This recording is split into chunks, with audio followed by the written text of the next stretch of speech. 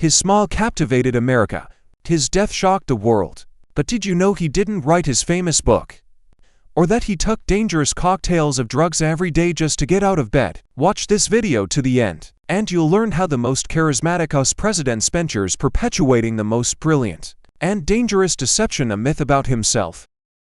He was the youngest president, a style icon, and the husband of America's most famous woman. His smile promised new frontiers. But behind this perfect facade lurked another story, a story of illnesses hidden, relationships feared to be revealed, and personal demons that haunted him until his fatal shot in Dallas. This is a biography of John F. Kennedy like you've never heard it. And the first question, what of what we know about him is true, and what is a brilliantly crafted myth?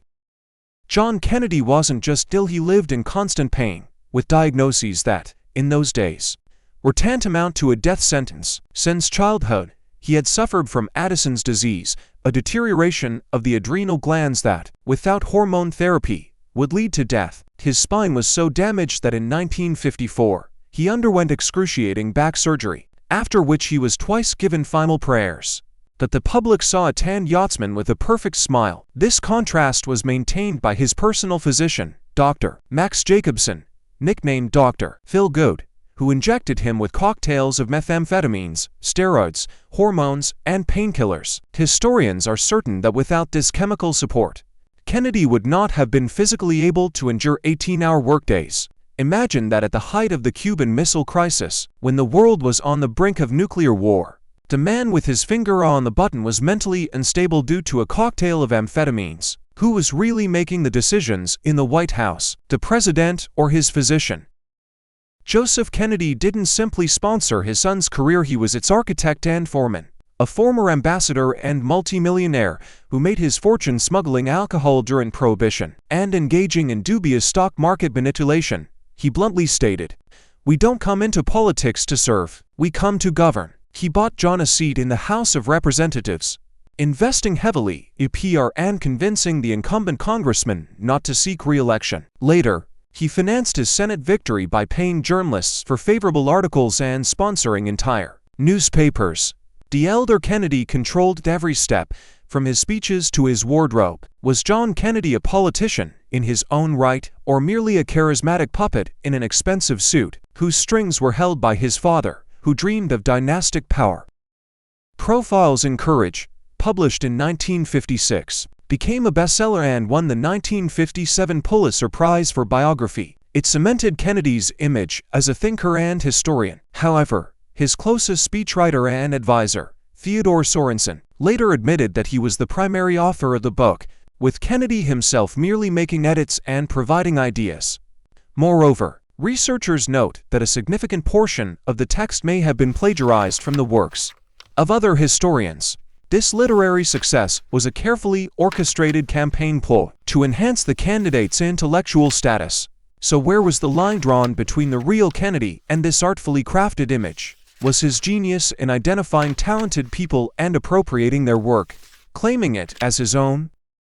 Kennedy's fortune, inherited from his father and augmented by smart investments, was estimated at approximately $1 billion in today's money. At the time of his inauguration, in 1961, he never carried cash. His aides paid for everything. He donated his entire presidential salary, $100,000 per year, to charity, which was both a generous gesture and a clever PR move. But could a man who grew up in mansions, attended the most privileged schools, and never known what it was like to stand in a breadline, truly understand the hardships of the average American during economic turmoil? His famous New Frontier program was ambitious, but did it spring from the heart of an aristocrat or the cold calculation of a politician with an understanding of social trends? Can a billionaire living in a completely different reality truly want equality and justice for everyone, or was it just a beautiful political show? The Kennedy clan's ties to organized crime were deep and multi-layered. Their father, Joseph, had been involved with the Mafia since Prohibition. During the 1960 presidential campaign, Mafia bosses like Chicago's Sam Giancana and New Orleans' Carlos Marcello allegedly helped secure Kennedy's victory in key states like Illinois and West Virginia through voter fraud and union suppression. Ironically, the president's brother, Robert Kennedy, later became Attorney General and launched an unprecedented war against the Mafia. Historians debate whether Bobby was a sincere crime fighter, or was he trying to eliminate dangerous witnesses who knew too much about his family's dark side. So who were the Kennedys' victims of the Mafia who fought it, or its partners who later decided to get rid of their accomplices? And could this double game have been one of the causes of the tragedy in Dallas? His older sister, who had mental disabilities, was secretly lobotomized at her father's insistence when she was 23. The operation was disastrous, and she was institutionalized for the rest of her life. She died in 2005. This family tragedy influenced John and Robert's interest in programs to help the disabled. Intrigue. What does this cruelty, hidden behind the thought of a perfect family, reveal about the Kennedy clan? What is more frightening in this story, the cruelty of the father who chose the lobotomy, or the hypocrisy of the family, who hid their sister for decades to preserve their glowing public image? The legendary speech at the Berlin Wall on June 26, 1963, marked the pinnacle of Kennedy's oratorical prowess. His famous phrase, "Ich bin ein Berliner," could ironically be interpreted in 1963, "Sei a Berliner, a Berliner is a sweet donut." But the emotion and context were so strong that the error only added to the speech's humaneness. Could this linguistic gaffe have ended another politician's career? But for Kennedy, it only strengthened his image. The operation to overthrow Fidel Castro, planned under Eisenhower, was entrusted to the CIA. Kennedy, president for only 3 months, authorized the landing of 1,400 Cuban exiles at the Bay of Pigs in April 1961. However, at the last minute, fearing direct U.S. involvement and war with the USSR, he canceled critical airstrikes against Cuban aircraft. As a result, the landing was destroyed within 3 days. The failure was complete and humiliating. That Kennedy publicly accepted full responsibility, declaring, "Victory has 100 fathers, but defeat is always an orphan." This step strengthened his credibility as a leader capable of admitting mistakes. Was it the indecisiveness of a novice that led to the loss of life, or, conversely, a display of wisdom and restraint that saved the world from escalating conflict? And could this weakness of his in the eyes of the CIA and the military later play a fatal role in his fate? It was under Kennedy that the system of guaranteed retaliatory strike, symbolized by the nuclear football, was formalized and put into practice. This briefcase containing access codes was always kept by the president's side, allowing him to order a nuclear war within minutes. The irony was that the man who daily battled hellish pain with a cocktail of amphetamines and steroids bore personal responsibility for the fate of all humanity. During the Cuban Missile Crisis of 1962, he was on the brink of using this football. Did he realize the surreal nature of this situation? And could his physical and mental state at the moment of crisis have jeopardized the existence of the entire planet? We will never know how the chemicals in his blood influenced his decision-making during those 13 frantic days in October. Kennedy's list of mistresses included Hollywood star Marilyn Monroe, whose mysterious death a few months after his birthday still raises questions, mob associate Judith Campbell, who connected him with boss Sam Giancana, and countless interns and secretaries supplied to him by trusted confidants. The FBI, under the direction of J.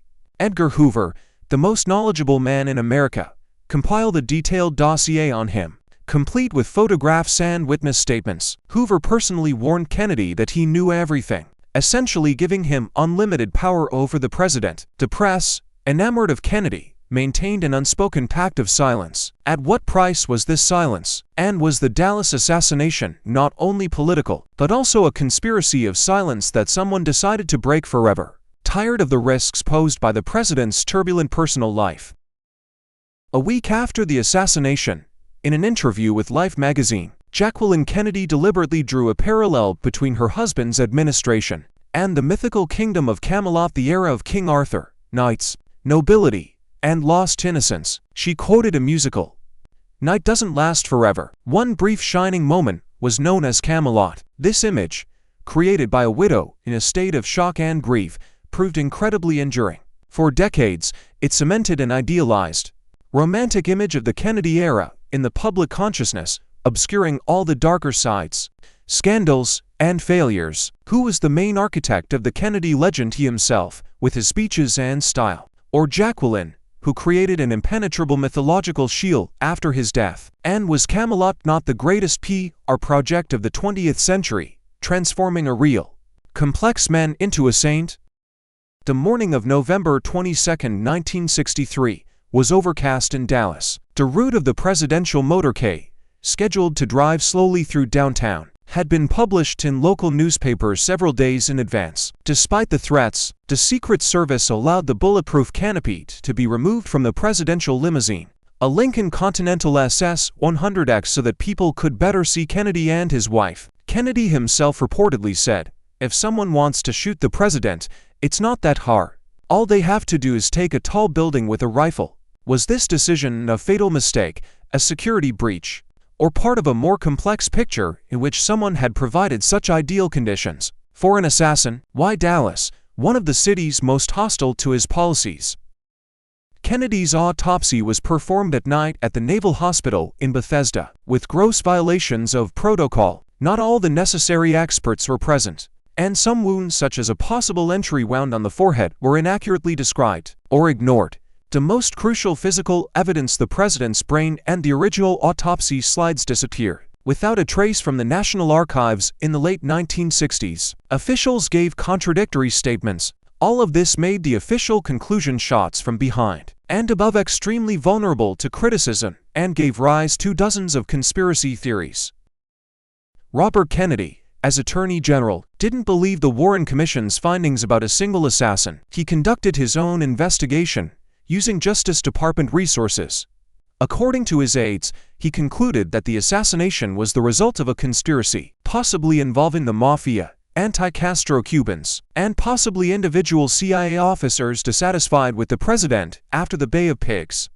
Robert kept his findings in a safe. In 1968, already a senator and presidential candidate, he was shot dead in Los Angeles. Too many coincidences. Could Robert Kennedy, having learned the truth about his brother's murder, have become the next target for the same forces? Is his death a silent confirmation that the conspiracy really existed and was more powerful than the average person could imagine? That's all for now. Be sure to share your thoughts in the comments, like and subscribe on the channel. Thanks for watching.